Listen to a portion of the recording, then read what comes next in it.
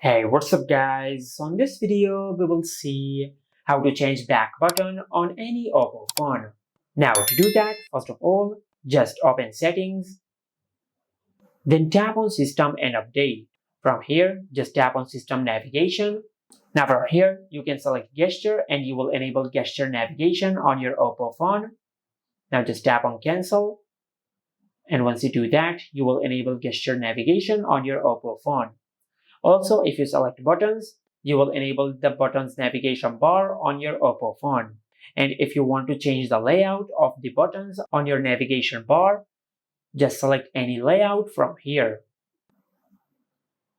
And once you select any layout from here, you will change the layout of the navigation bar on your Oppo phone. Just like that. And this is how you can change the back button on any Oppo phone. Make sure to like, comment, and subscribe. Thank you for watching.